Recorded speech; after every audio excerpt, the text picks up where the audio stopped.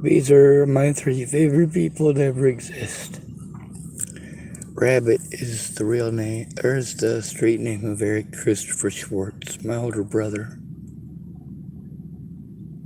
He lives in Boulder, Colorado, and he's a drug addict.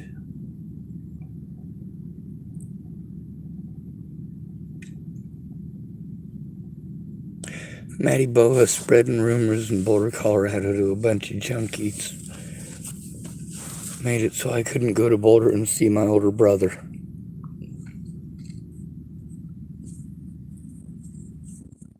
I couldn't go see Rabbit because Madi Boa wanted to spread rumors.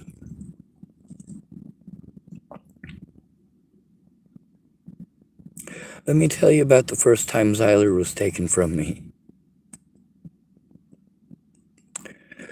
I went over to Jamie Curtis's house. I had a gas can just like this one right here. Let me show you this gas can. Rick Martindale let me use this gas can so that I could go over to Jamie Curtis's. It was smaller than this, but the same kind of anti-American crap on the top. I couldn't figure it out. Had a lot of pressure built up in it. I was trying to look at it like this, and I lifted it upside down and pressed it apparently just the perfect way, and it just poured all that gas all over me, like lots of pressure in it, because it was a hot fucking day. So I was able to make it to the porch. I mean, it squirted all over my face. It was in my pockets. I was soaked. And I went to knock on Jamie's door, and my hands were covering my face, and I kicked her door, and it went right in. Of course, she said it was all right. It had been kicked in before plenty of times. It was just gonna fall apart. She said it was just glued back together. Anyway, she was sleeping at the time, and I was supposed to go mow her lawn. And, you know what happened instead? With all that gas all over me and me kicking in her door and waking her up, she's pissed off when she first wakes up, and the first thing she wants to do is have a fucking cigarette. So, she's getting ready to light a cigarette, and I'm like, Jamie, I'm covered in gas. I can't hardly see nothing. I'm trying to keep my eyes open so I can see, you know. She's fucking pissed. She's yelling at me.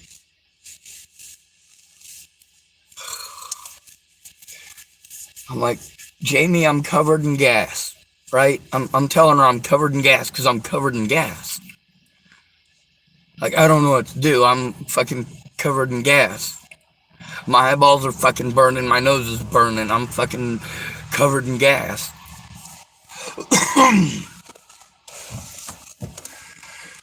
Jamie says to me, if you want to kill yourself, just fucking call the cops on yourself.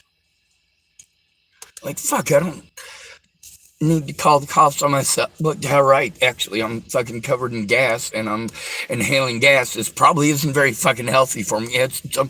Jamie, I can't fucking do that right now. I am fucking covered in gas. I can't fucking dial. Will you call them for me? This is what I'm asking her to do at this point. Jamie, please call them for me. I am covered in gas. And she wants to light a cigarette, and she's yelling at me about committing suicide. I'm not trying to commit suicide. I'm covered in fucking gas.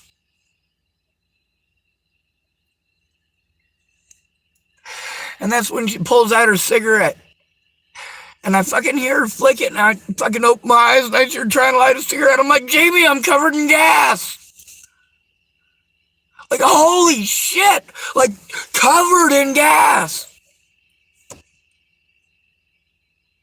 No, Jamie, you cannot have a fucking cigarette right now. I'm covered in gas. Took 30 minutes for, one of the deputies, one of the Dual County, Nebraska deputies to fucking respond. By the time he got there, I'd been fucking huffing that gas basically for like 30 goddamn minutes. Not to mention the explosion scare when Jamie was gonna light a fucking cigarette. Plus, she's pissed off because I woke her up. She fucking hates waking up. She gotta have her fucking coffee and she's gotta have a couple of alarms. At least 3 or 4.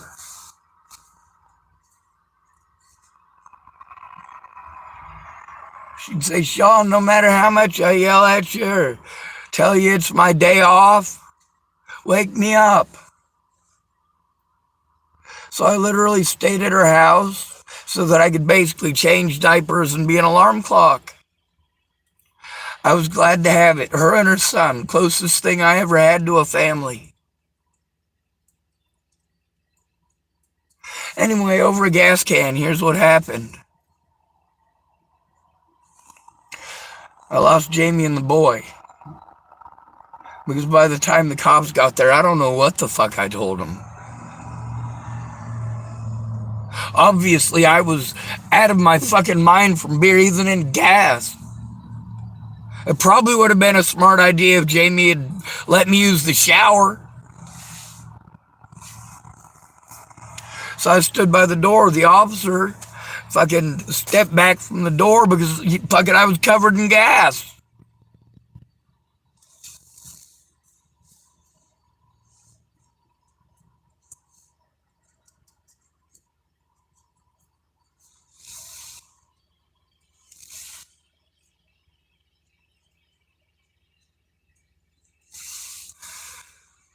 So that ended me up because I'm in the fucking jail in Garden County. That's the thing. Deuel County takes you to Garden County jail.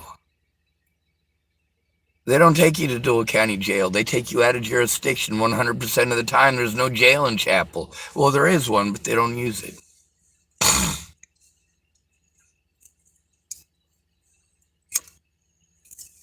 Then they'd have to have staff on there, on hand at all points in time.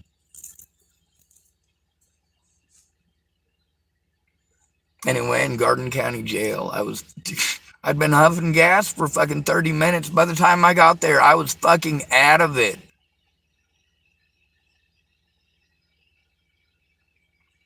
So they took me to the fucking mental hospital. They promised me if I was willing to say I was mentally ill and dangerous, that they'd help me to get disability. That was a fucking joke.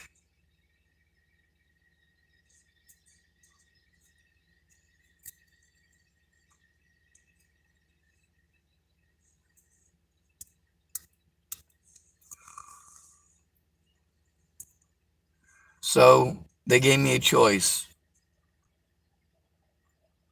I could either leave state and they'll drop charges, or they're going to press charges on me over something that wasn't a fucking crime.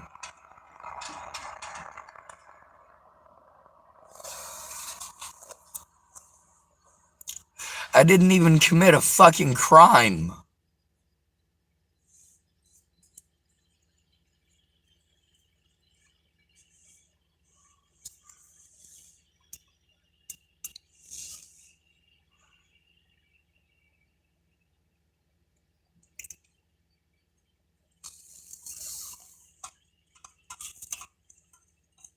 They gave me some gas vouchers to get the fuck out of town.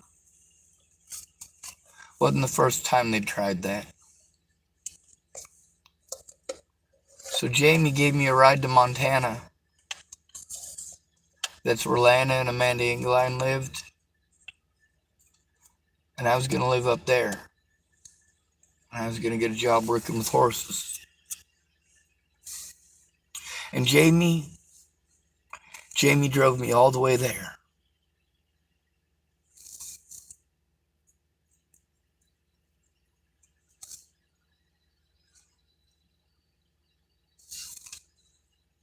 Jamie Curtis drove me all the way there. That's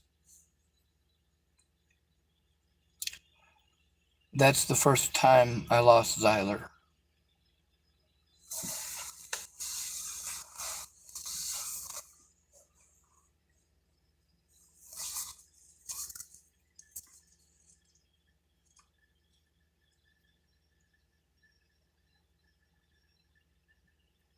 The second time I lost Zyler was when she moved to South Dakota with James Payton. And then she forgot I exist until she needed a hero, and one time when she came to Colorado to party.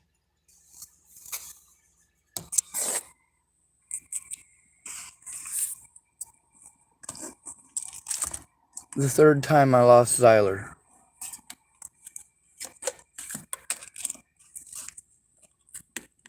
the situation when I rescued Jamie Curtis and her son and helped them move out of James Payton's house, along with Todd Rust from Chapel, Nebraska, that's Dual County. He went all the way up there with his family on vacation to help Jamie move out of James's house. Clyde McNitt and another friend of Jamie's helped to finance it all. A couple of her friends from work showed up for a little bit to help. Todd Rust made a mention that he was surprised I didn't try to kill James. I wonder what James must have done for Todd Rust to have said that.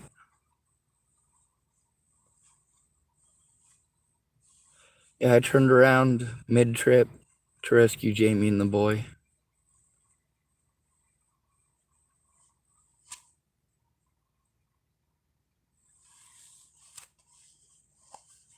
So they came back into my life. Then,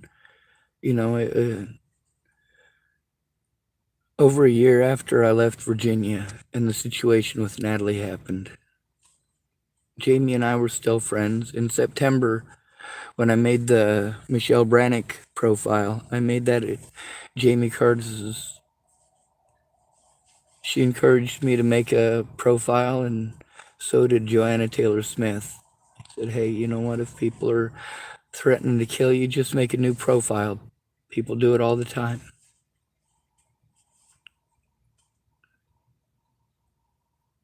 So I made the Michelle Brannick profile. Jamie knew that I was suicidal in September of 2017, real heavy. And she knew why as well. And she said she was afraid of James Payton. She was afraid of living in the same town as him. And she was going to call me once a week so that I knew that her and Zyler were okay.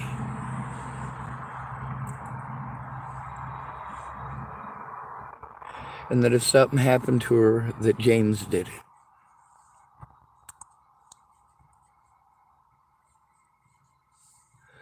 Well, then Jamie didn't answer for 2 weeks. This is a couple of weeks preceding, I exposed James Payton, Ted Bollinger, and Tim Beeson all in the same week. All in the same day, I believe. See, the third time that Zyler got taken away from me was when Natalie died. And Jamie, instead of trying to help, instead of coming forward and being honest, she let the Payton family come at me like monsters, like dogs. She had called me up and told me that I had to fix it. I didn't know how to fix it. That was right before Natalie's death. She called me up and wanted me to fix it. How am I supposed to fix it?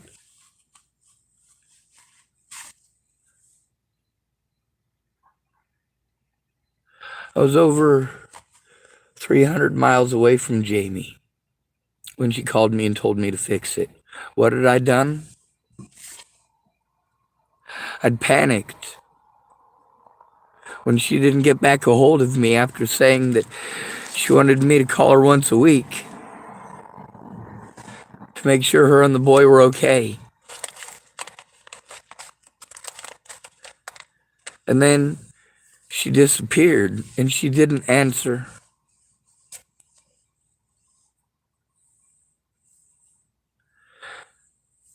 She was angry with me, but it wasn't until after Natalie was killed that it became an impossibility. Because after Natalie was killed,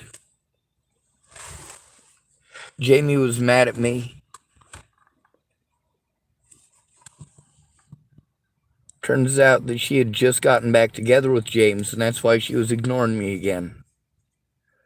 This guy who had beat her, who had bruised her, who Todd Rust saw the bruises with his own 2 eyes. And rather than come forward about that, he allowed people to harm me.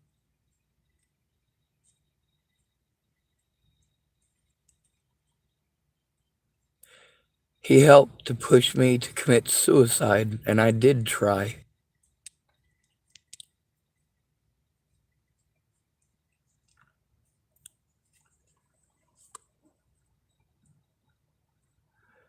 Y'all had 2 choices. You could either come forward to the police with me, or you could come forward to the public.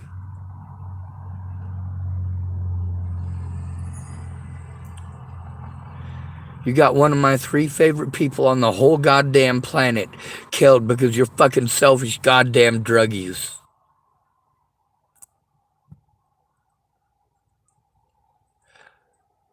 The 4th time Zyler was taken from me. I was stuck in Virginia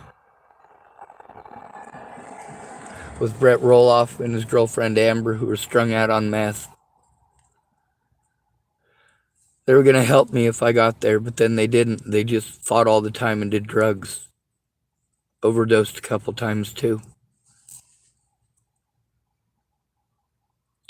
Always fighting, always arguing.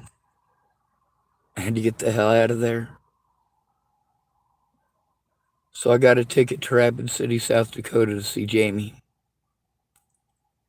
And she was going to take me up in the mountains so I could die with dignity.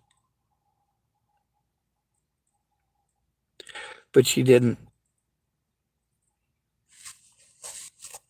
She didn't. She just kept me around as a babysitter. She let me see the boy again. It was so wonderful. He's so smart. He is so smart. And he loves learning so much.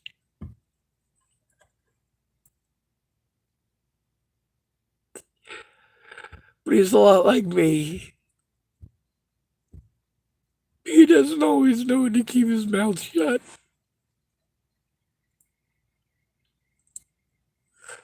So, Rapid City, it's illegal to smoke pot. And he'd said a few things about his mom having pot. It's legal there now, so it's fine. And she was mad at him. He also let a few things slip about how Jamie was still going over to see James. Jamie was going out with a guy named... I can't remember his name. It's in my videos at the time. Or afterwards, anyway.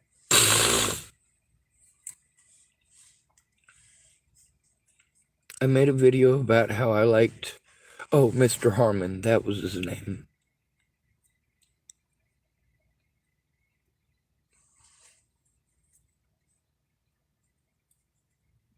I made a video about how I liked Jamie's new boyfriend more than I liked James. Apparently James was watching the video because Jamie got a hold of me almost immediately to tell me, take it down now. Very loud.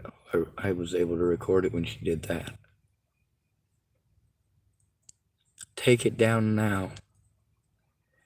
Yo. She said, I could lose my job for dating that man. Like, oh. James was pissed because Jamie was dating him and Mr. Harmon at the same time. And poor Zyler, he had to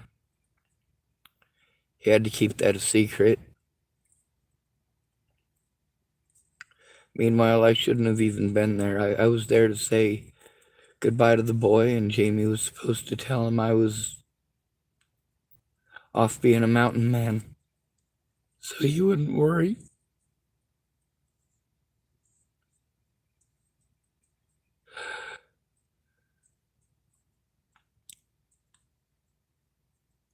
She kept encouraging me to call places. I did.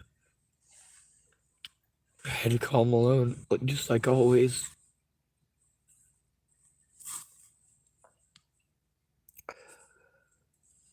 And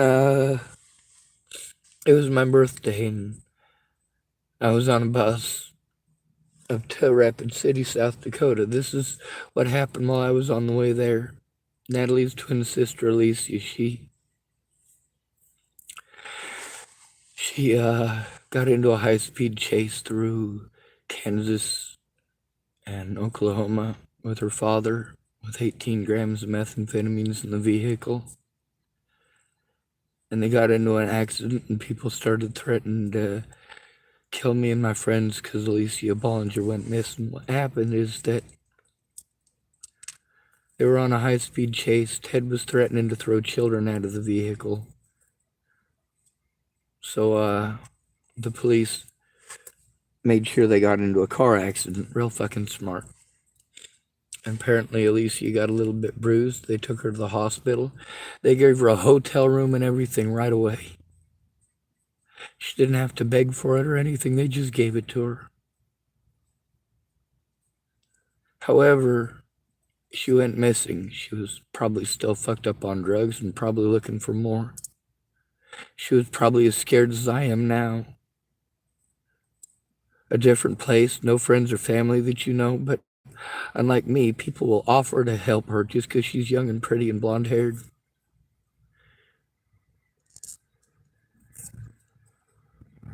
But she's multi-haired, and she paints on a lot of makeup.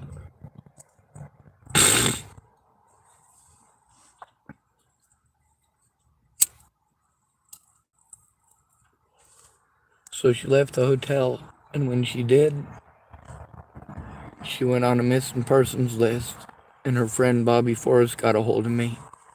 Told me she was missing again. This is the third time that her friends and family had gotten a hold of me to try to get help finding her because she was missing. The third time. And every single time, just like when Natalie went missing, people wanted to threaten to kill me, and they still do, just so you know. Get on my channel and type Alicia Bollinger is missing. See what I did immediately. The same thing I did immediately when Shauna Sinclair's daughter went missing. When Mandy Singer's son went missing.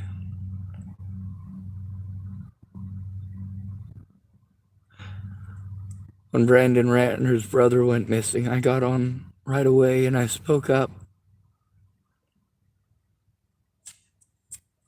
I don't care if people hate me. People were threatening to kill my friends and family every time she went missing.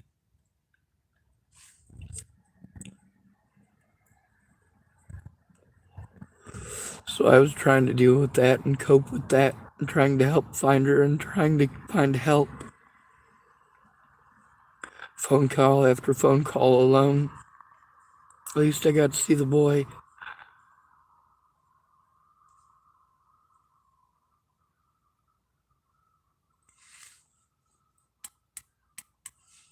Finally, I recorded the boy. He's got 2 recordings on this channel.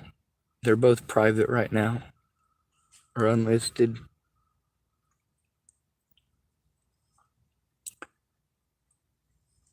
You can tell in the video that there's things that Zyler wanted to say, but he knew he wasn't supposed to.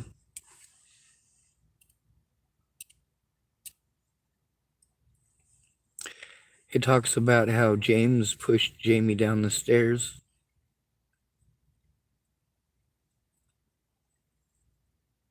In the recordings with James, he talks about how he pushed her.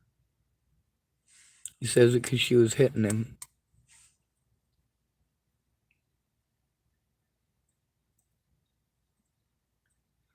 He's my favorite person in the whole world.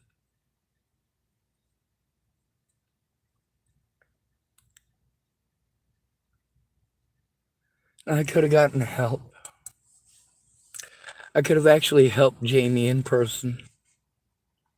I could have helped a lot of people in person.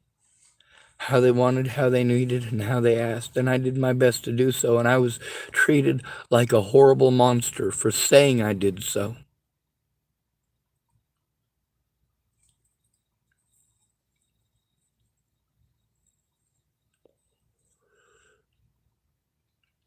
So Jamie called me up, screamed at me.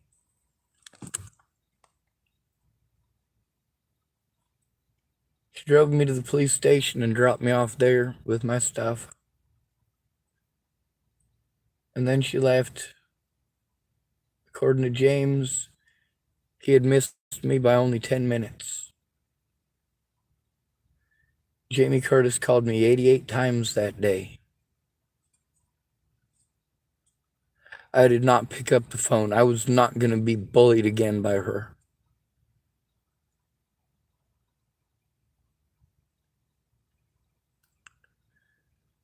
She took the boy away because I was a good man. She took the boy away because I did the right thing. Unlike all the other men in her life, she couldn't use her vagina to manipulate me. She had to use her son. And to this day, he is my favorite person in the whole world.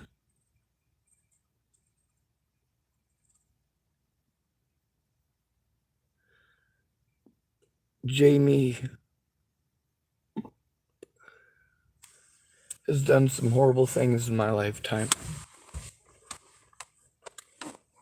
But she was also a good friend to me and the only family I ever had. Jamie and the boy, that's my family. That's my family.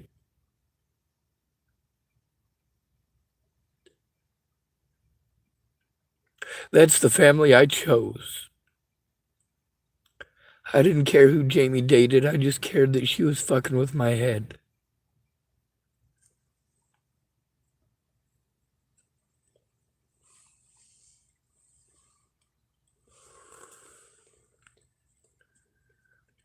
She used to get drunk and try to get me to have sex with her, and I wouldn't have sex with her when she was drunk.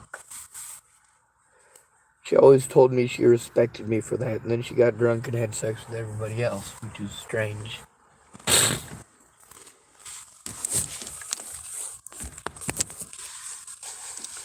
But the abuse that I was going through that prevented me from seeing my friends and family, because Maddie Boa wanted to go spreading rumors that were not true, and she knew they weren't fucking true.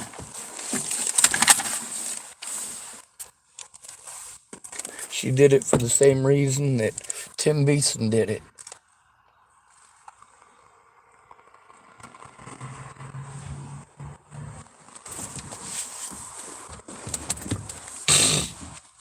Rather than find out what happened, they just wanted to assume.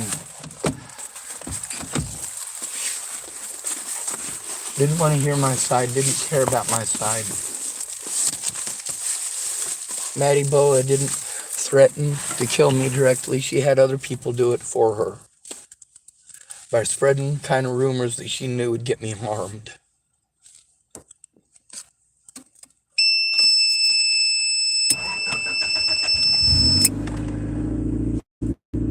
My battery's down to 3%.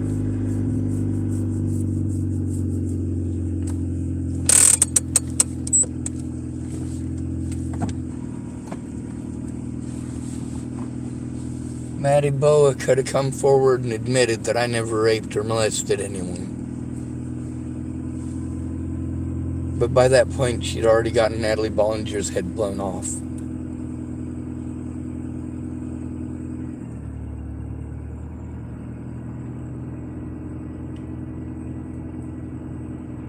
So, Natalie Bollinger.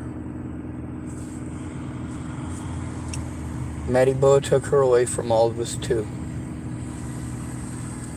I protected all of them when they were younger. The police just wouldn't listen to me. And I tried telling them, hey, I'll go in with you for your safety so you can turn it in. That was with Maddie Bowe when her dad beat the fuck out of her for being a lesbian. She was the only 16-year-old who was allowed to come talk to me. The only one.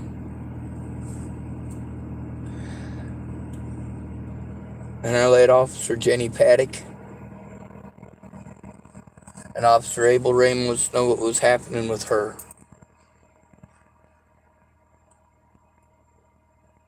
And I explained, I know I'm mean to these youngins, but somebody needs to run them off. I mean, look what they're doing and look how we're getting treated. And Officer Ramos said that they have as much of a right to be there as I do.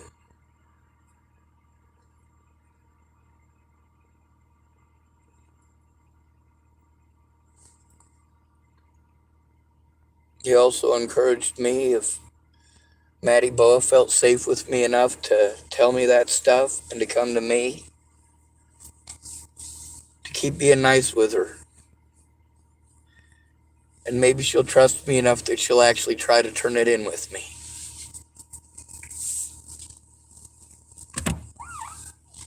I knew who the Bollinger girls were because they were friends with Maddie Boa, not because we hung out.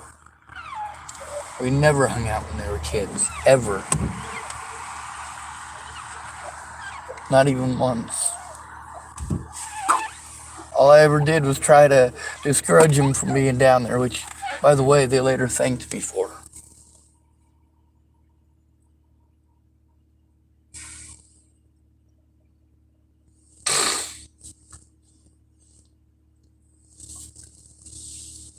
When I went to Virginia, Natalie Bollinger was going to kill herself if I didn't. Natalie had come into my life as an adult. That's when I learned her name. She walked into my life right before Jamie let me know she needed a hero.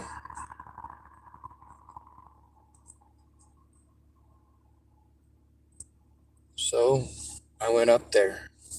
I wouldn't have been able to help Jamie and Todd and all those other people move Jamie out of that place, or rescue that owl. I wouldn't have been able to do those things. I wouldn't have been able to see the boy. I would not have been able to see Zyler if it hadn't been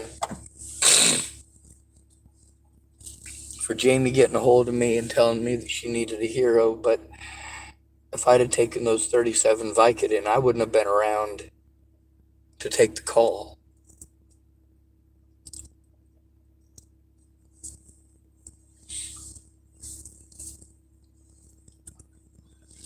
I gotta drive around the parking lot to hopefully make sure my phone doesn't die too quickly.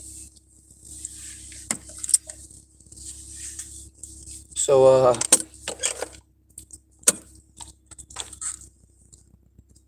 Maddie Boa, even though she planned the trip to Virginia with us,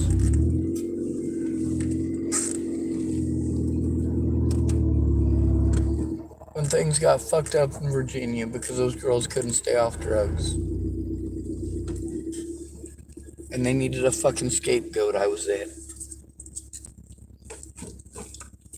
I drove 1,700 miles to get out of Virginia. And what did Maddie Boa do? Called her up to let her know what had happened. Maddie Boa told me that what I had done is creepy. What I had done is, while I was severely fucking dehydrated and separated from all of my support network, including all of the people that I went there to see that were not Natalie and Alicia, and I was in severe pain and I couldn't function,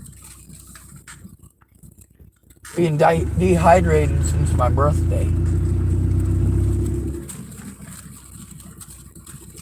And Natalie was going to talk to me on Monday. This has been only a couple of days away from when I had my fucking complete and total mental breakdown there.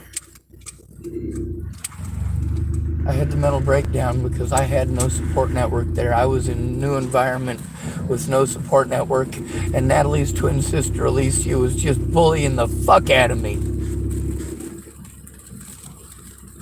Typing the meanest fucking shit that she could. Like, hey lady, I didn't mean to have a fucking panic attack. I didn't mean to get fucking dehydrated. I did everything that you wanted me to. And that whole time they were typing to me, they loved me, and they wanted to go do this, and they wanted to go do that. And they insisted that I take a broken ass phone for my fucking birthday. It didn't even fucking work.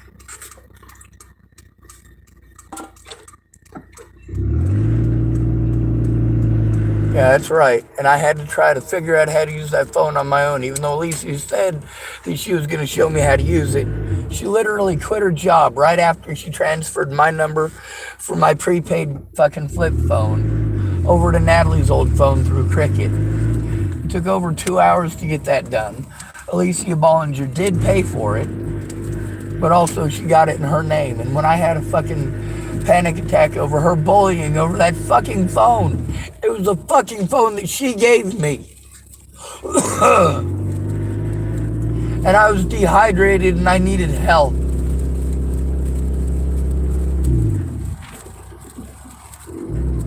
I was afraid to go to the hospital alone.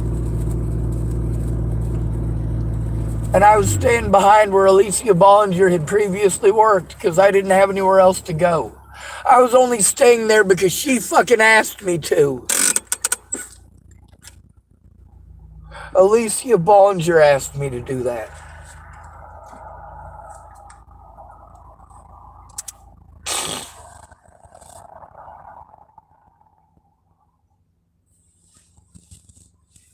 I didn't have the money to leave. I was just fucking stranded there.